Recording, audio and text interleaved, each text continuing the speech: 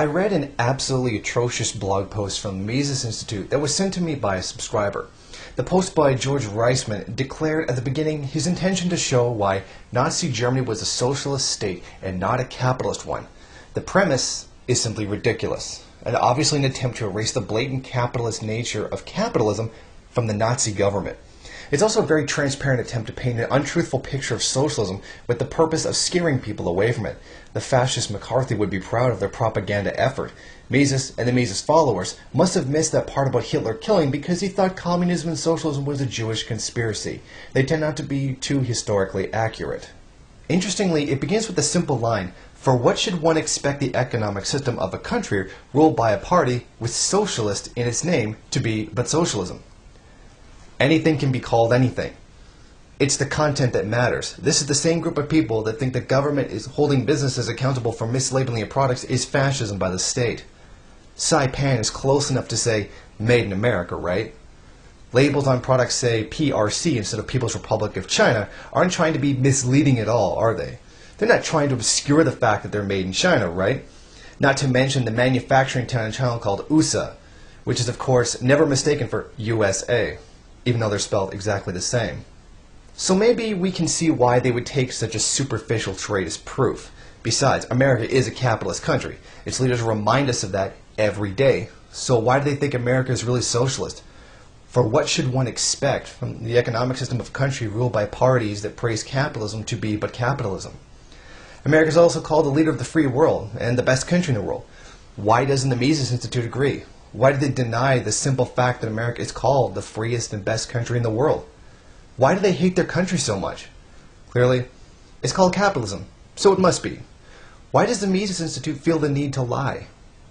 The real obviousness of the fake socialism in the name came from the persecution of all leftists in the country. Anyone who even has a beginner's knowledge of Nazi Germany knows Hitler had the entire Communist Party massacred. Communists from other countries and at home were sent to concentration camps to die. People in trade unions were sent to concentration camps to die. Hitler had the Reichstag burned down and blamed on communist terrorism. Why would he have persecuted his own kind if they were socialists like him? How much more obvious can you get? Sending communists and labor organizers to be killed. You don't kill off an entire party and those around them if they're the same as you. It's really obvious these people were killed for being socialists. Well, it's not as obvious as the National Socialist Party's name, apparently. In continuing to try and prove Nazi Germany was socialist, they quote Mises himself saying private property didn't exist. Private ownership of the means of production existed in name only under the Nazis, and that the actual substance of ownership of the means of production resided in the German government, for it was the German government and not the nominal private owners that exercised all of the substantive power of ownership. So what they're saying in this part, that despite the fact that businesses were owned by private individuals, profits pocketed by individuals, run with the market, it wasn't capitalist because the state planned the economy. They continue to fraudulently keep saying that the state decided how much business owners could receive in profits. In actuality, the various large enterprises were run by very wealthy Nazi Party supporters, if not actual Nazi Party members. They'd entered into deals with Hitler to be the exclusive supplier of a particular product and decided upon a rate of tax of which they would pay to the government and keep making private profits. The tactic here is clear. Just deny the pocketing of private wealth and deny how it came about. This is exactly what they call crony capitalism, or as the rest of the world calls it, capitalism. Essentially, the argument is here, that's not real capitalism. In a dishonest statement, Mises goes on to say that since it isn't real capitalism, just cronyism, it was logically implied by such fundamental collectivist principles. In other words, even though one person actually owned it and took profits from it and worked it in a way that no one competed with him, it must be socialism. One person owning the enterprise is collectivism. So to them, trying the same thing today. So in our time, corporations and the 1%, so to speak, use connections with paid-off government officials to achieve similar conditions, and they scream, that's not real capitalism. Because the profit motive, the desire to make as much money as possible, would never incentivize someone to block competition and hoard a market and wealth for themselves. That's tremendously dishonest. But what specifically established de facto socialism in Nazi Germany was the introduction of price and wage controls in 1936. These were imposed in response to the inflation of the money supply carried out by the regime from the time of its coming to power in early 1933. Okay, now here he's decided that it's de facto socialism. He's saying, well, it's not exactly socialism, but it's close enough, like taking the name of a party at face value. Price and wage controls exist relatively in the society we have today. In fact, wage controls are what they refer to as the minimum wage. So what they consider to be wage controls doesn't really mean much at all, since all regulation to them is control. In any case, price and wage controls at this time was absolutely necessary. Germany in the beginning was in a desperate situation. World War I ended in a great disaster for it, both socially and economically. This was the actual cause of the inflation. World War I. In 1923, the largest denomination was a 100 trillion mark. In December 1923, the exchange rate was 4.2 trillion marks to $1 US. This was hyperinflation, actually. It was not the Nazis' doing. This was the doing of German capitalism going to war. So when they say price controls were carried out because of inflation, carried out by the regime from the time they came to power in the early 1933, is outright lying. They are outright taking a problem caused by capitalism and trying to dump it on socialism. Essentially, if Nazi Germany had been socialist, then they just stated that socialism cured the problem caused by capitalism. It's a smart thing to do. If you have hyperinflation, you need strict economic controls to fix the problem. The Nazis were just using the same common sense that anyone would have used. Except Mises, of course.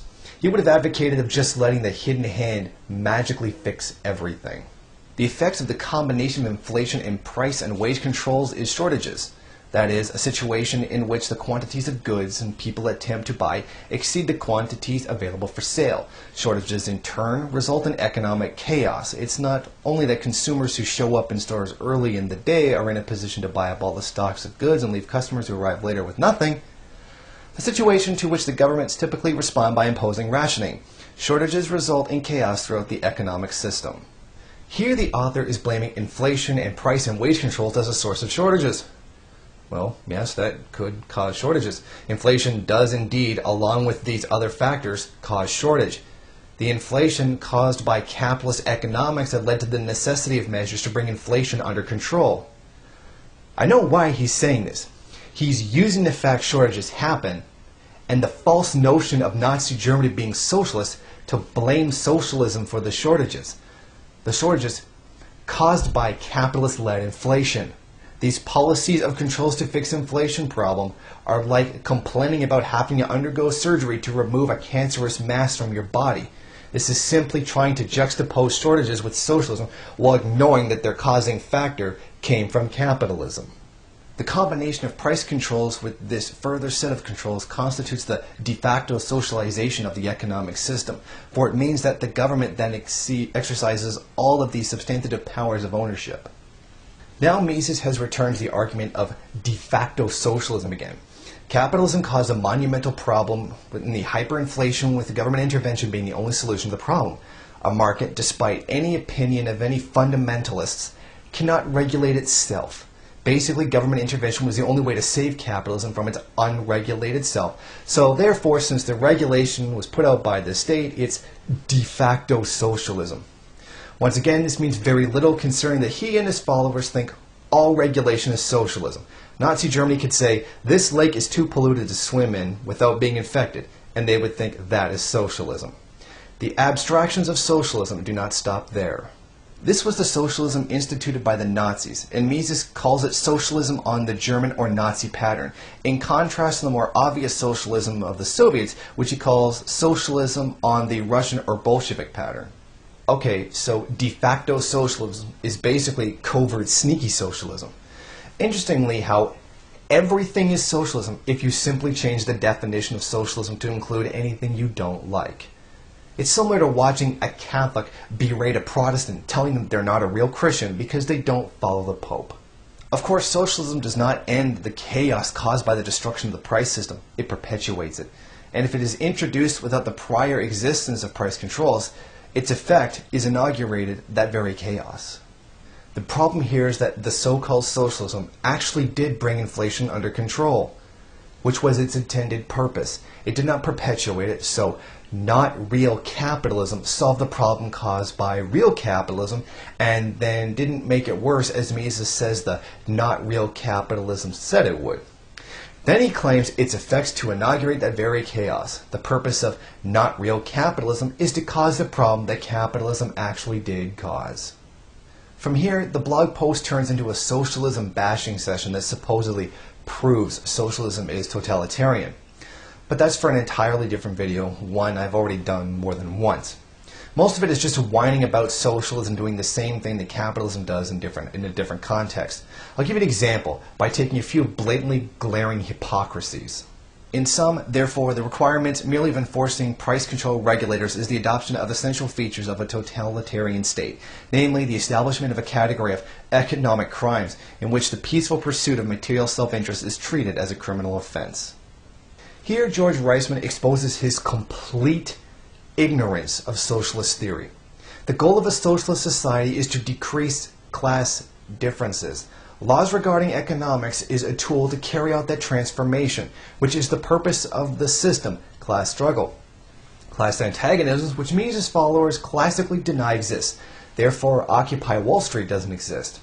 This is not any different than copyright laws and patents, necessary laws to combat economic crimes in capitalism. Threats of legal action and lawsuit that are the threat used against peaceful pursuits of profit-making and more are generally an expression of freedom of speech. YouTube videos are taken down for containing copyrighted material. Steve Jobs sued an endless number of people all through his career to keep anyone from competing with him. Any product that bore even the slightest resemblance to his was threatened with lawsuits. His actions led to the bankruptcies of many companies. He did not want anyone to compete with him. He would have done the same to Microsoft if he could have gotten away with it. You also have to look no further than the 50 years Kim Dotcom is facing for allegedly participating in copyright infringement. The answer is a combination of severe penalties combined with a great likelihood of being caught and then actually suffering those penalties. Mere fines are not enough to likely to provide much of a deterrent. They will be regarded simply as an additional business expense. If the government is serious about its price controls, it's necessary for it to impose penalties comparable to those of a major felony. The hypocrisy here is astounding. The recording music industry, the RIAA, tried to bankrupt and make homeless the family of Brianna LaHara, a 12-year-old girl who downloaded a song illegally. They launched a lawsuit against a child in order to protect private intellectual property. Criminalizing children was their response to an extraordinarily small theft. Kim Dotcom is facing huge fabricated charges for having a file-sharing site. Dotcom is accused of racketeering on top of the copyright charges. He's facing 50 years for supposedly helping people download copyrighted material. He's actually facing felonies. I don't think it's even necessary to go into what it's like to be accused of having drugs while being black. As much as the Mises people try to deny, the war on drugs is about keeping marijuana away so that it can't be held as an alternative to many products. Not only textiles, but as a painkiller as well. It's entirely the profit motive of large companies who want to keep it illegal to protect profits that drives the insanely fascist laws behind drug possession. Oh, they cry about ending laws against illegal drugs, but they deliberately ignore the source of those laws. Under a system of de jure socialism, such as existed in Soviet Russia, in which the legal code of the country openly and explicitly makes the government the owner of the means of production, all black market activity necessarily entails the misappropriation or theft of state property. Is that any different than how laws in other countries were set up to protect companies of private property? Is the entire backing behind the beatings and arrests and killings of union activists today, and much more in the past in the Industrial Revolution? The violence police commit against Occupy Wall Street protesters is of the same source. Violence and killings against those who don't own is even more common in the third world and is tremendously worse than it could have ever comparably have been in the Soviet Union. The entire post was intended to take the failures and the crimes of capitalist Nazi Germany and dump them into the lap of socialism. This is a primary example of the academic and intellectual dishonesty behind the market fundamentalist movement.